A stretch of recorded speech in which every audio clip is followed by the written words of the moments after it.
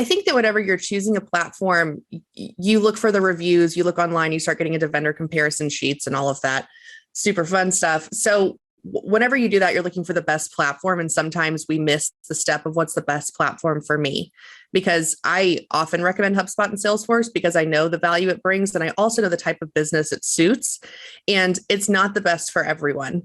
There are more complex data sets that don't work for HubSpot, where an option like Marketing Cloud might be better for you. So whenever you think about what tool do I need to do marketing automation, you really need to have the end goal in mind.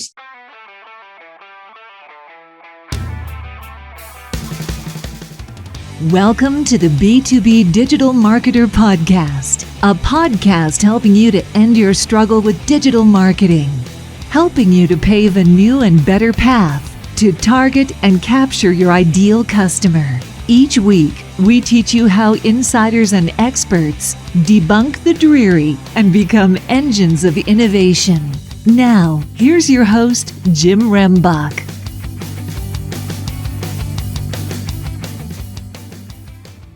Okay, B2B DM gang, man, we're going to have a great discussion today because I have Lauren Kennedy on the show with me today, and we're going to talk about why does HubSpot and Salesforce suck? And before we get into that, Lauren, could you share with us, a little bit about yourself so we can get an understanding of your background? Yeah. Hey, Jim. Thanks for having me. My name is Lauren Kennedy. I'm based in Wilmington, North Carolina, and I am the founder and chief marketing nerd of Coastal Consulting. We are a HubSpot Salesforce firm focused on the HubSpot Salesforce integration. And I am a 27-year-old founder and really passionate about this topic.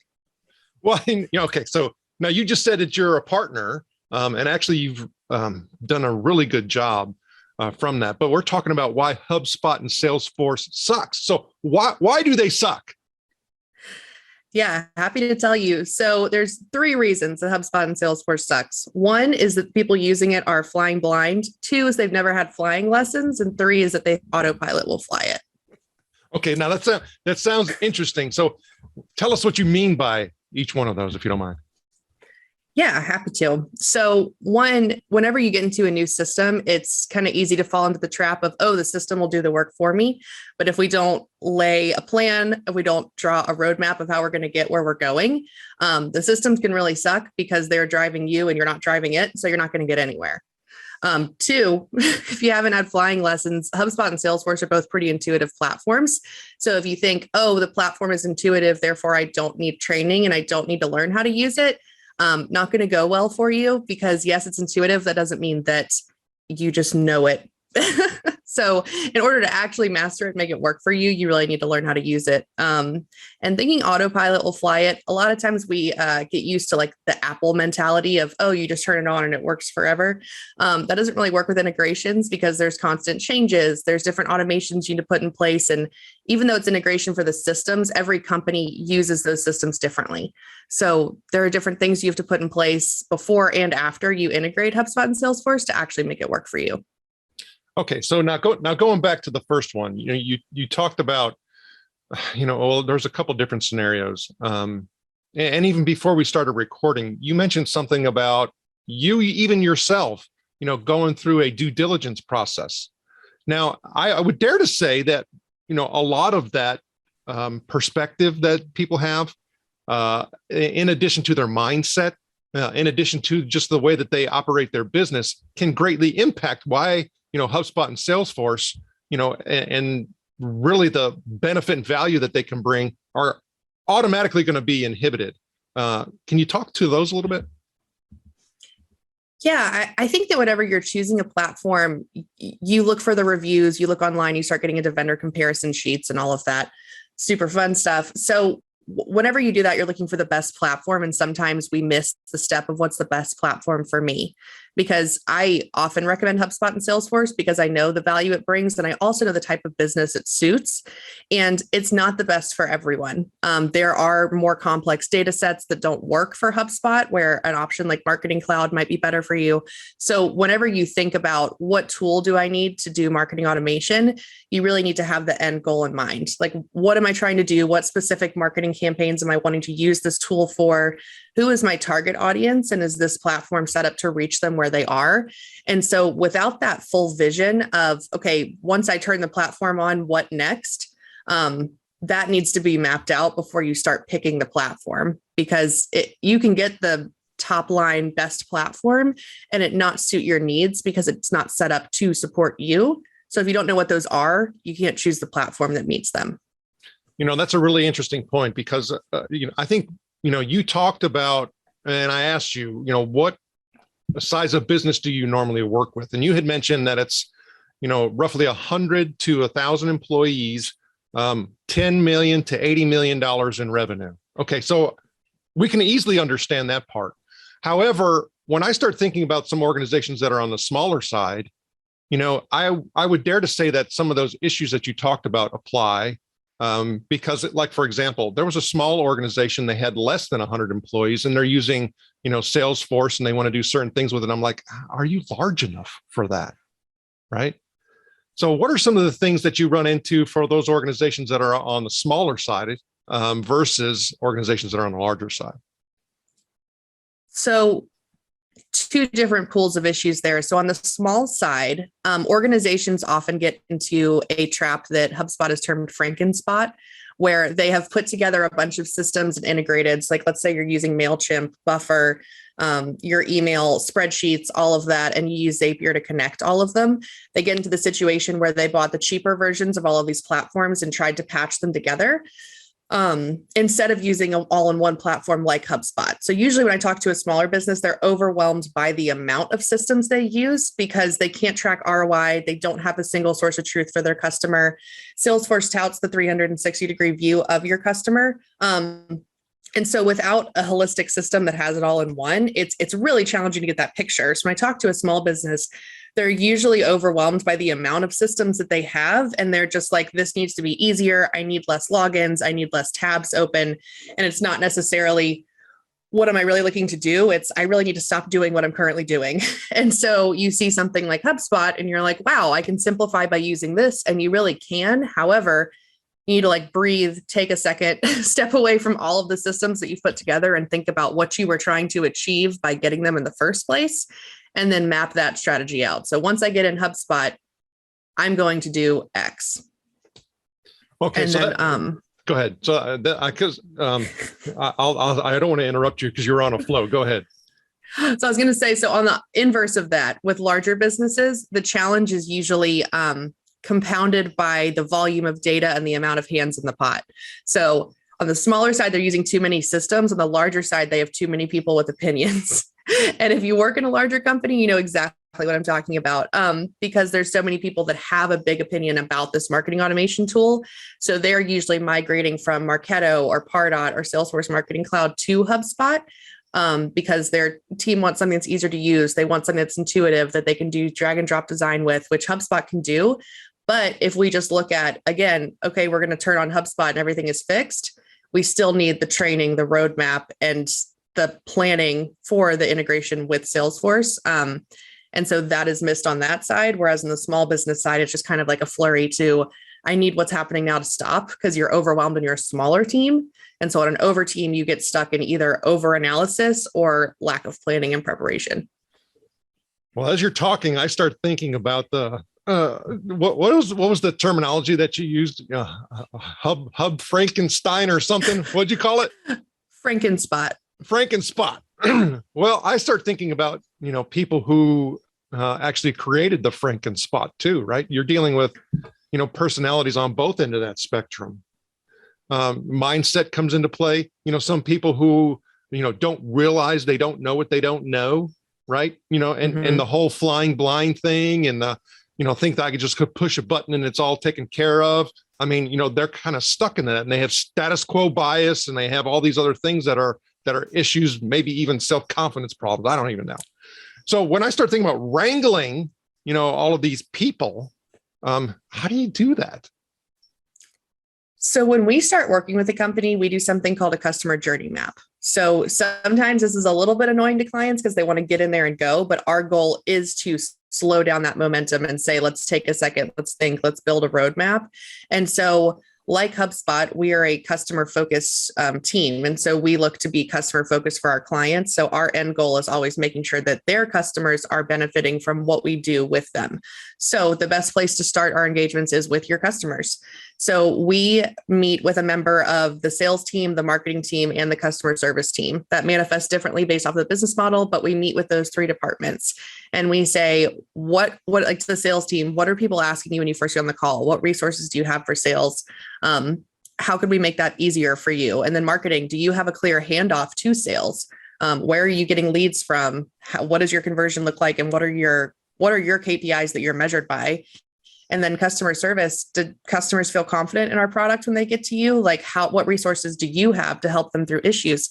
And we map this all out in a tool called Miro, which is my favorite virtual whiteboarding tool. And it shows the funnel saying like, here's all of your leads that come in. Here's how they're progressing down the funnel, which is awareness, consideration, and decision as they progress towards making a purchasing decision with your business.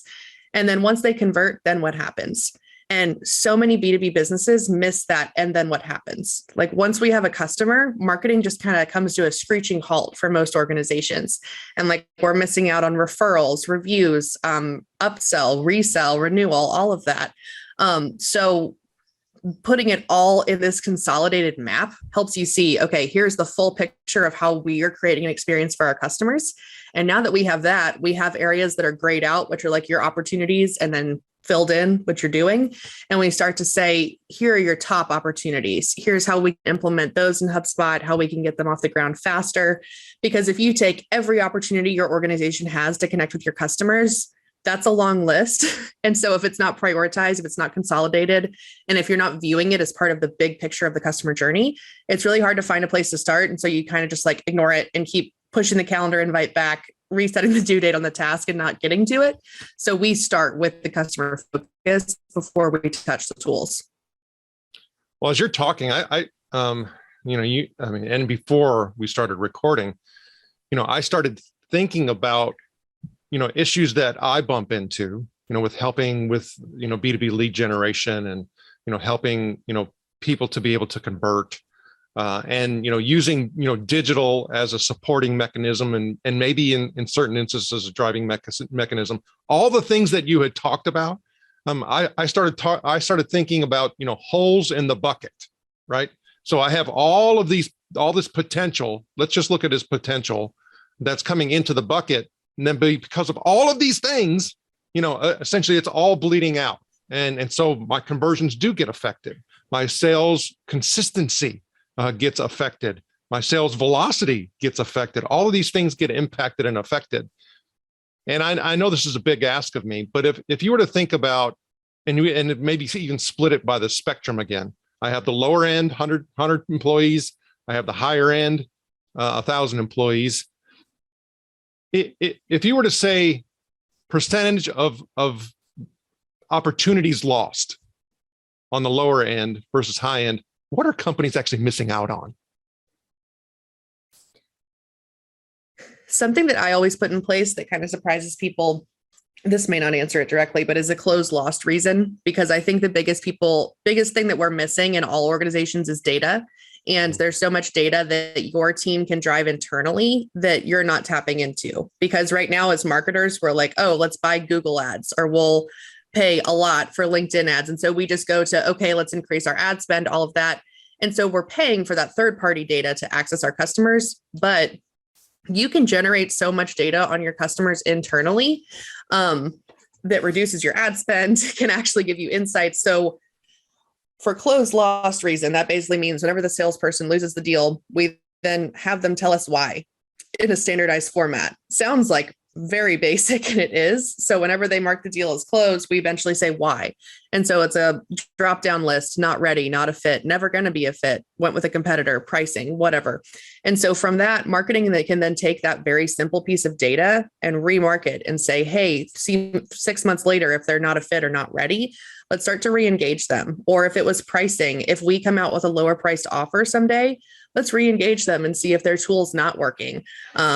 And then if we get enough that are pricing, maybe we should evaluate if we are properly communicating our value, not adjusting your pricing. But if price is too high, it means you did not properly communicate value, or they're just never going to have the budget for you, one or the other. So getting insights from your sales team and your account management team and actually communicating internally can really improve all of that.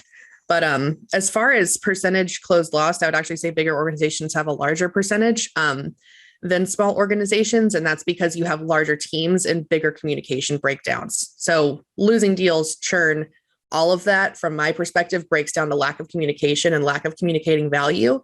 And if all of your customer facing departments can't do that, you're going to see larger churn and larger lose rates. So could you be as bold enough to put kind of a percentage number on it? So like, for example, the smaller organizations, I've seen them losing as much as 25%. So lose rate for a lot of organizations is actually larger than you would think. So I would say that larger organizations sit at probably 60%, and smaller organizations sit probably 30 to 40. And obviously those are people who are working with me. So maybe they're not the most optimized or together, because they have realized that we do need a consultant. We do need support. So I will say that with the caveat of that. But once they come together and start looking at the data, building more data, focusing on their customer experience from start to finish, that usually increases. Like I've worked with one organization for about 2 years, and they recently went through an acquisition. And so during our process, we were able to implement Hubspot, get all of that data together and start standardizing how their international team was putting in data, because they have all these different locations across the globe.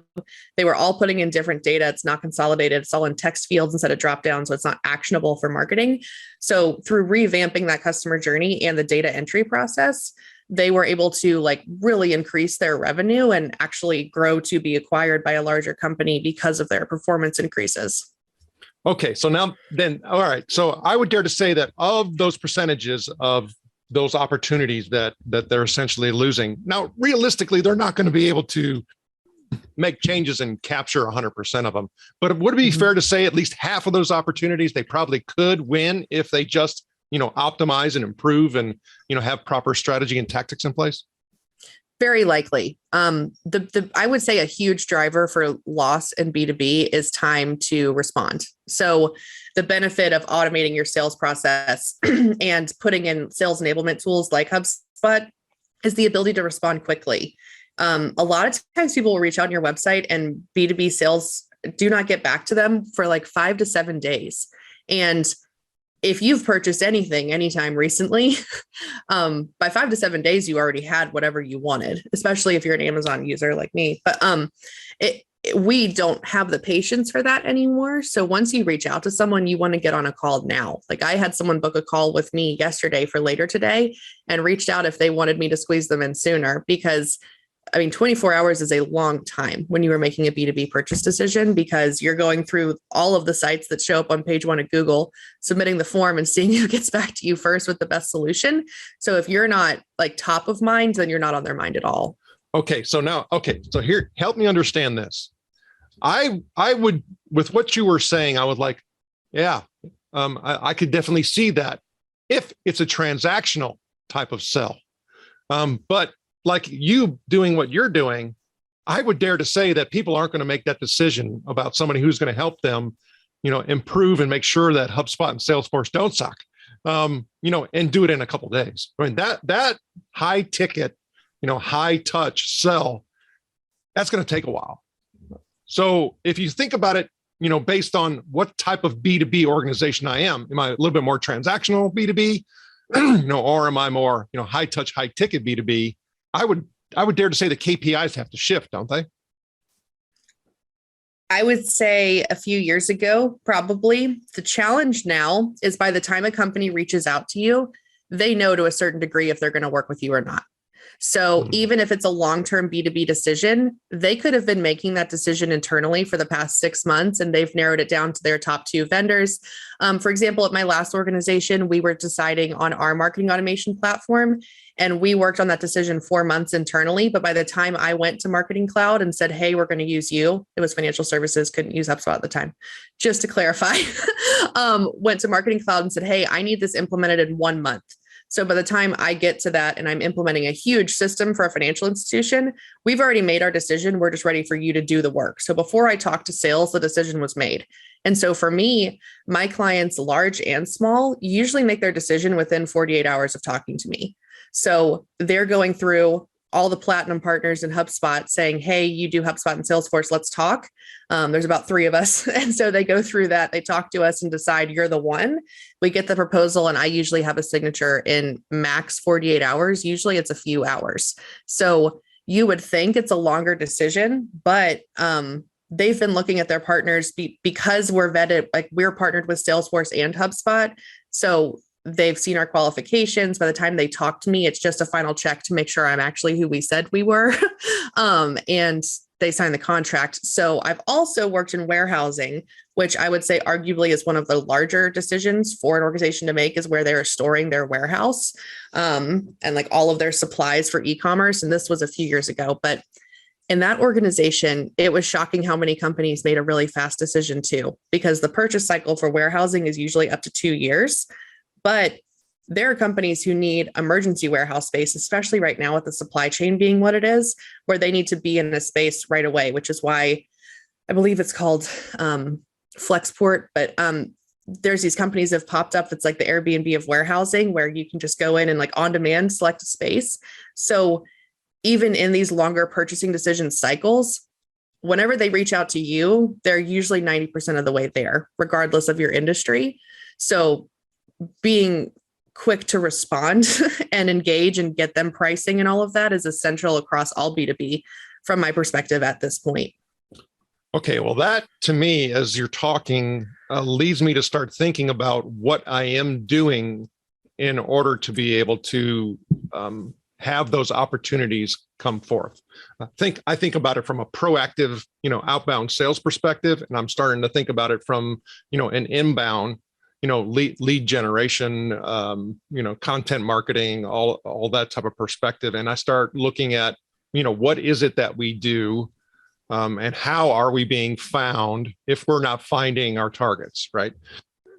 So, I mean, to me, what you just said is I need to probably refocus some of my content strategies and the things that I'm doing, and really look for that middle of the funnel, scenario more so, than just the top of funnel, which quite frankly, a smaller organization just can't compete top of funnel content. I mean, just stop doing that. It's stupid. You can't outspend the Salesforces and the HubSpots, and those types of organizations. So, talking about flying blind, with my lead generation, what should a digital marketer be thinking in regards to that?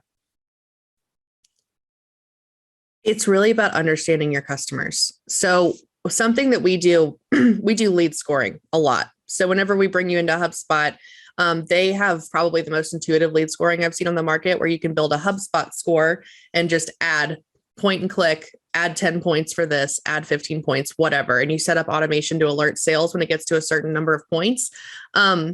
And so a lot of people get stuck on lead scoring. Like, where do I go from here? How do I figure out what the score is? What is 15 points? So we actually built a little like downloadable on our website to build a lead score calculation. But whenever we do that, we evaluate data. A lot of people are like, oh, well, we go for 10 to 80 million. So if they are in that revenue zone, then they're up or whatever. But what we actually look at is closed won deals and closed lost deals, and we build the demographics from there.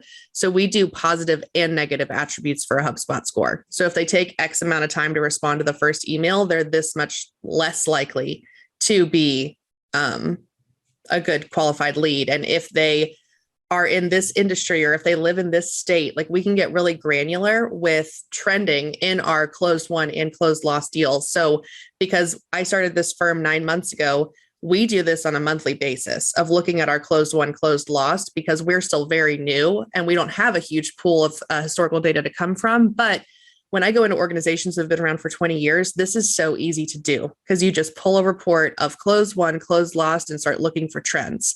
You can export all of it into Excel and do a pivot table if you want. You can use HubSpot reporting if you're familiar with that. And you just start saying, okay, the percentage of closed won deals had this variable in common is X. So of all deals, what is X over Y? And that's your percentage. And so if you choose, I want a score of 50 for my HubSpot score, then you start to do a little bit of math there. I realize we're down a little bit of a math funnel, but the calculator that we have does it all for you if you want to do that and evaluate the lead scoring you're using. But that's really how you look at where should my content be focused. And for a lot of marketers that we work with, HubSpot Enterprise is something called attribution reporting, which is like such a buzzword. But I think it was Inbound 2 years ago, their conference, they announced that we actually have drill down reporting now. And you can see every piece of content that has touched your customers before they convert. So every blog post, every downloadable, every form has an assigned attribution marker for the revenue you're driving. So it actually shows you, okay, our best customers look at these 3 pieces of content before they convert. So if I know these 3 pieces of content are our highest converting, I'm going to put that on every content distribution channel that I can. So we look at our best customers, and then we go look at, okay, of the people with our highest HubSpot scores, what are they looking at, and how is that influencing revenue, and how can I get those in front of as many of our qualified buyers as possible? So it's kind of a data first, and then some analytics and some more analytics, and then you start going to the actual content distribution and creation strategy. Well, as you're talking, and I was having this discussion in one of the roundtables that I was on with a bunch of sales and revenue executives yesterday in regards to our systems. We all have systems. We all, I mean, you can call it just a habit.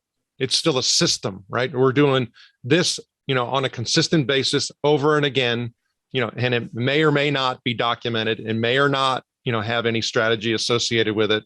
We may not have included, the customer, journey information. We may not have, and so therefore we start looking at, and we use this word and throw it around a lot, an optimization of a process, right? Have we optimized it? To me, it goes back full circle to what you were talking about. Am I flying blind? Have I taken flying lessons?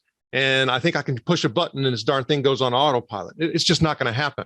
But you hit on something that I think is not talked about very much. It's not talked about in the paid ads world. It's not talked about in a lot of different places in regards to lead generation and sales. And that is the negative attribute associated with lead score. Well, it also applies into paid ads and things like that. Can you talk a little bit more about the negative? Yeah. So there's a lot of different things that can lead to a negative factor, but oftentimes we look at just from a scoring perspective, okay, what makes us the best possible target for this organization? Or what do I look at for like my ideal customer? And we don't look at who's my worst customer. Like, who do I really not want to have at this business? Who do I not want to work with? Who's not going to buy from us ever, no matter how long we talk to them? And so we don't put as much energy into that as we do the positive customers. Like you said, with ads, that's super detrimental, because if you're not looking at that, you could be throwing all of your ad spend at your worst buyer. And so if you're not doing the research and you just think, oh, we should target these people, and it turns out that that's actually not right for the people that you should be going after, not the people that you think you should be going after. Ad spend is a gamble. No matter what way you spend it or how good you get at it, it's a gamble. So if you're gambling on the wrong people, you're not going to get anything back. And then you're thinking, oh, well, ads just don't work for me, and I'm just throwing money away, and Google's a scam. But really, if you're not putting the work in to say, okay, we want to target our best, and this is what statistically the data shows is our best person, you don't know. So when you go in and say negative attributes, maybe they don't make enough revenue. Maybe their title is not high enough. They're not the decision maker.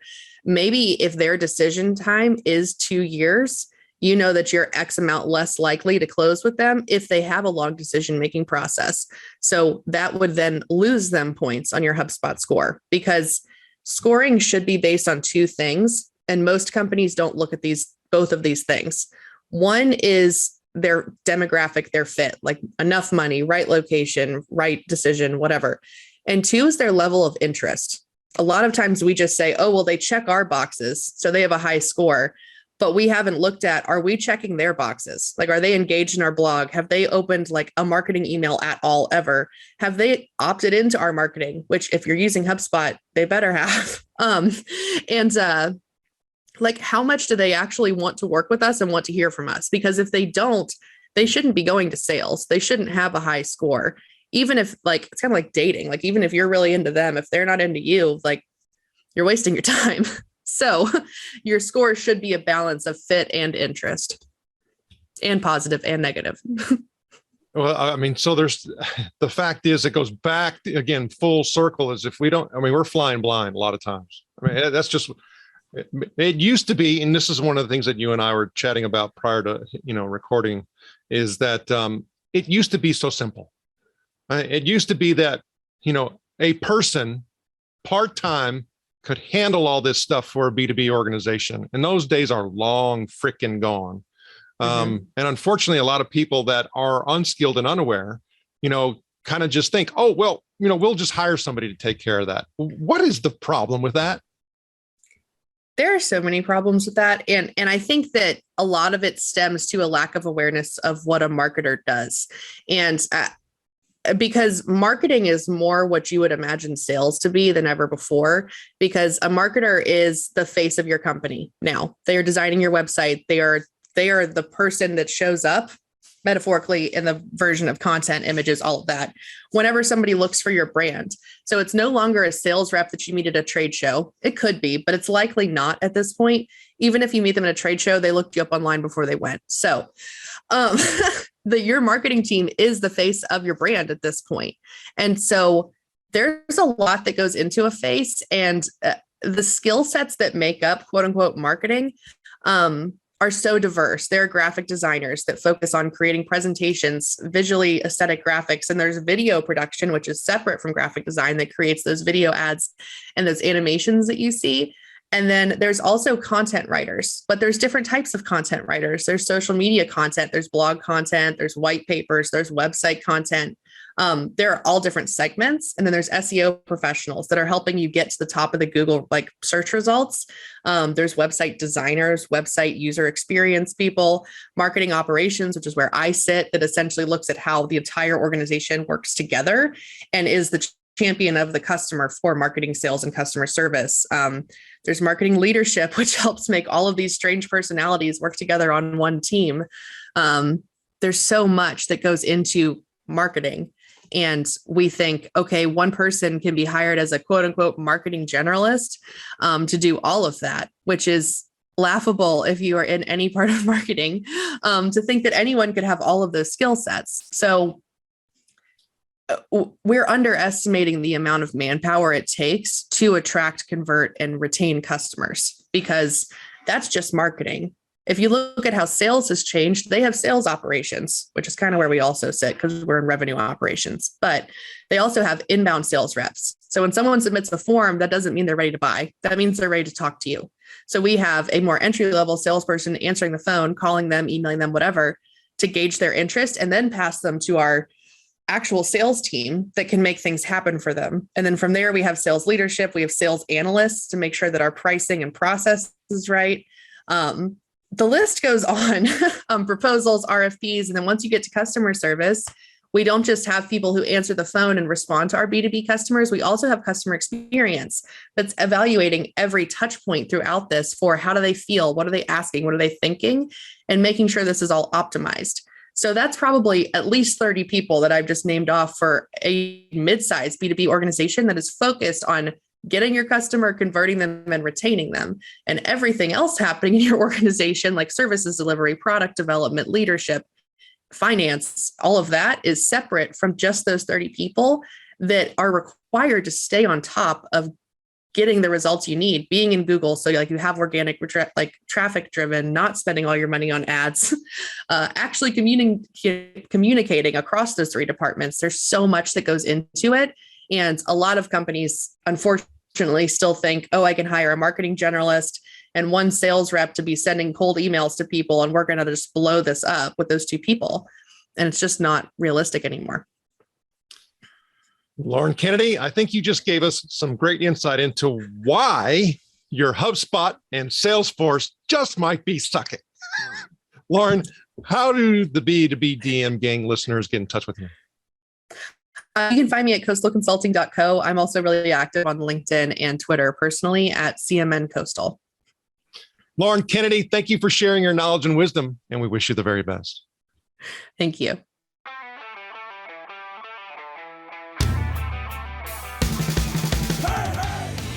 Thank you for joining us. Go now to join the B2B DM gang in the B2B Marketer LinkedIn group, where you can connect with other B2B DM disruptors and get access to our B2B DM cheat sheets, checklist, and guides. While you're at it, if you found value in this show, please help by going to iTunes to rate, review, and subscribe. And share the show on all of your digital platforms. Be sure to tune in next week for our next episode. And always remember, you can automate your lead capture, but you must lure your lead.